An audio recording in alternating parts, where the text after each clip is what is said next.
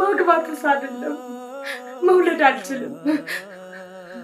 ይኸውልሽ ብርቄ፣ የድግሱ ነገር የውጭው ነገር አሳስቦሽ ከሆነ እኔ ወንድምሽ እንኳን ላንቺ ለሌላው ተርፏል። እድሜ ተላልፏል። ብርቄ፣ አንቺ እኮ ለእኛ ብዙ ሰው አልተከለሽ።